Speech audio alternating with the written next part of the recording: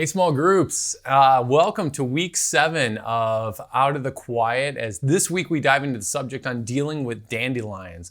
I opened this weekend telling the story about how I will drive often past a field in Williams Bay. It's a big soccer field, and in the summertime, as kind of early in the summer, dandelions start kind of popping up in this field, and it always starts with just a few, and then they mow them down and that type of thing. But within a few weeks, this field usually gets overtaken, and it looks like it's a whole field just filled with dandelions.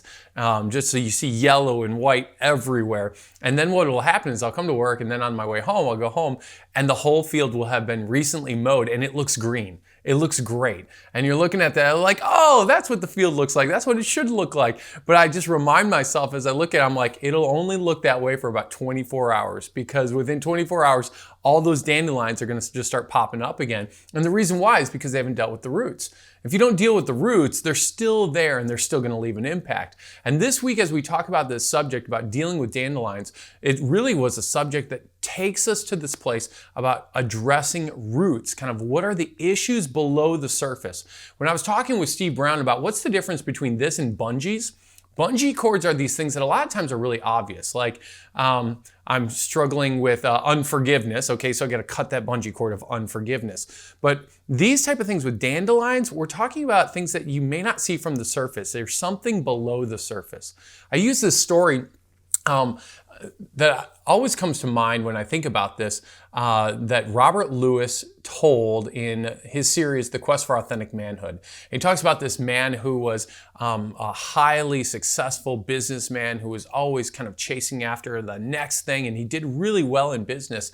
But when he started dealing and looking at why he behaved the way he behaved, he came to realize that there was a root in his life that he had never really addressed or even seen. And that was that when he was a young kid, he always was striving for his father's approval. He was always striving to hear his dad say, "I'm proud of you." And he never heard his dad say that. And so he was always super competitive, always trying to perform, always trying to do better, always going up the next level, always longing to hear his dad just say, "I'm proud of you." And so in life, he kept going up the corporate ladder and he kept going after success, and he never even realized that his entire chasing, his whole life was really driven by this longing to hear his dad just say, "I'm proud of you." And here he was, an old man, coming to realize he's actually been chasing the approval of a man who actually had already passed away. And he just had never dealt with the root of his behavior. And so as we talk about dealing with your dandelions, a lot of times it is the thing below the surface that we're going after. Steve Brown talks about this concept of competing commitments is sometimes the place where we'll start to see the roots and we'll be able to find them. Competing commitments are this. It's when we're committed to a belief or behavior that's actually in conflict with our growth in Christ Jesus. So let me say it one more time. It's a committed to a belief or behavior that's actually in conflict with our growth in Christ. And Steve Brown uses the example of the rich young ruler in the book as just kind of a simple way to see this, where this rich young ruler comes to Jesus and he says, "I want to follow you." And Jesus says to him, "First go and sell all your stuff and then come follow me." And the rich young ruler leaves with his head, dropped. And the reason why is because he was a man of great wealth. Now, when Jesus was calling the guy, he's not saying, "Hey, your problem is you've got too much money." Jesus is simply wanting to get to the issue that is actually holding the man's heart. Money's not always a bad thing, but in this guy's situation or in this guy's life, it was holding his heart. It was really a competing commitment with what he said, "I want to follow Christ." And Jesus is like, "All right, let's talk about what you're really committed to." And in this man's life, his commitment was to his stuff over following Jesus.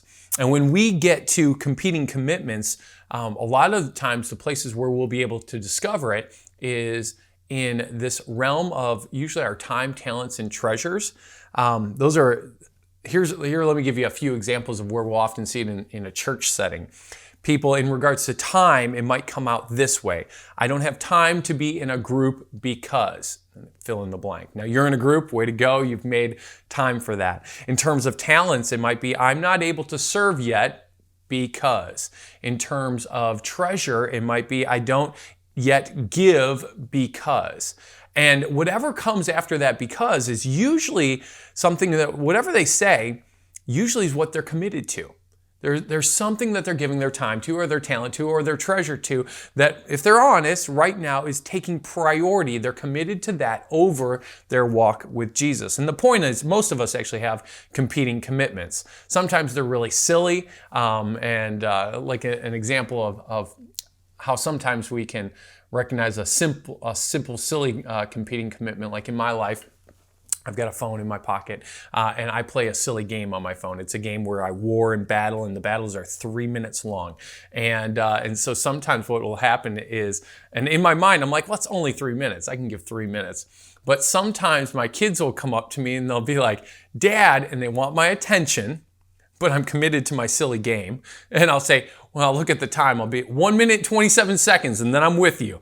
And, even just earlier this week, my daughter FaceTimed me from California, and I was walking into the room on my phone, and Lisa totally called me on it. And she's like, Dad's in the middle of a battle. Hold on, he'll be with us in 2 minutes. And really, I'm committed to this game over, if I'm honest, over that time with my child or my family. And so sometimes what I have to do is I actually have to close out the battle or close out the game just to prove to myself, know that I'm more committed to the thing that's more important than the silly game. Steve Brown talked about in his life, as he was really pretty honest and raw about the competing commitment for him was to avoid conflict at all cost.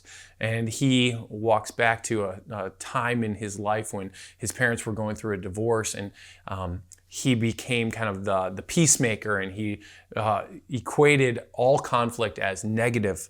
And he was committed to avoiding conflict over learning healthy conflict resolution. And he had to realize that Christ could heal the wound that was associated with his avoidance of conflict, and then align his heart and his mind with the commitment to healthy conflict resolution over avoidance.